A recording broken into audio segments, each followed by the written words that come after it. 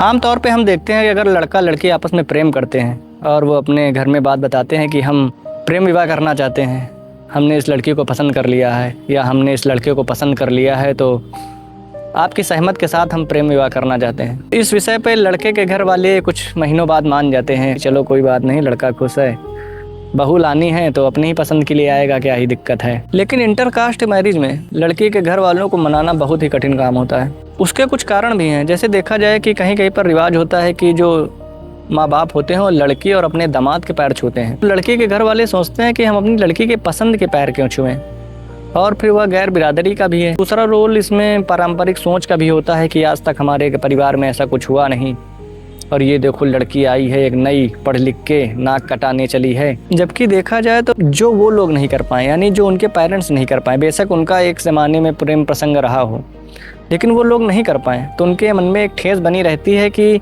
जब हम नहीं कर पाए तो ये लोग क्यों करें। वह बात अलग है कि बच्चे लोग अपने माँ बाप के प्रसंगों को नहीं जान पाते हैं कि वह कैसे थे, उनका भूतकाल कैसा था। घर वाले यही चाहते हैं कि चाहे जबरन हो, जोर जबरदस्ती कैसे भी हो, अरेंज मैरिज कर ले दबावश, बाकी फिर एडजस्ट करना तो सीख ही जाएगी। एडजस्ट नहीं करेगी तो फिर ससुराल वाले अपने हिसाब से एडजस्ट कर देंगे, फिर खबर बने या कुछ भी बने, हमसे क्या। फिर वही परिवार वाले न्याय की गुहार लगाएंगे कि मेरी बेटी तो गौ थी, सबका कहना मानती थी, बड़े अच्छे से विवाह किया, सब कुछ दिया, आज ये सिला मिल गया। अरे बेटी से कभी पूछा तुमने कि बेटी तुम खुश तो हो? और जब वो खुश होना चाहती थी तो कहते हम नहीं खुश हैं। शहरों में तो लगभग 30-40% लव मैरिज होने लगी हैं, क्योंकि यहाँ पे लोग अपनी स्वतंत्रता चाहते हैं, ऐसे पार्टनर का चुनाव करना चाहते हैं जो उसके मन का हो और उसके कदम से कदम मिलाकर चले।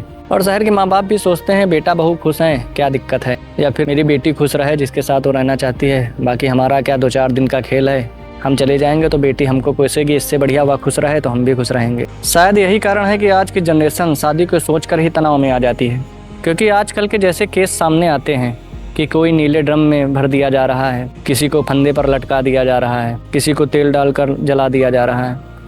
बहुत सारे कृत्य ऐसे आ रहे हैं कि जिससे मानवता शर्मसार हो जाए। तो इससे जो जंजड़ है वो डरती है कि एक अच्छे पार्टनर की तलाश कर पाना बहुत ही कठिन है।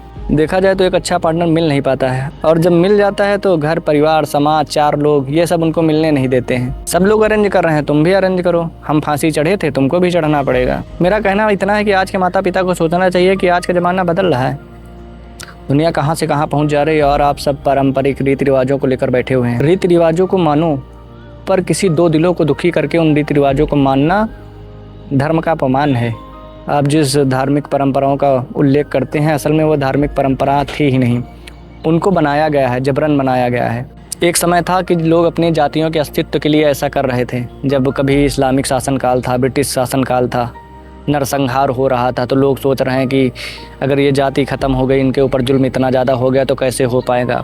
तब लोगों की मजबूरी थी अंतरजातीय विवाह करना, ताकि उनका वंश बढ़ सके, वो जाति फिर से आगे बढ़ सकें। लेकिन अब कोई मजबूरी नहीं है। एक पढ़े लिखे समाज में 2 अच्छे इंसानों को होना ज़रूरी है, और वो 2 पढ़े लिखे लोग साथ में जीवन जीने के सपने देखते हैं, उनको देखने दो, उसमें उनका साथ दो। धन्यवाद।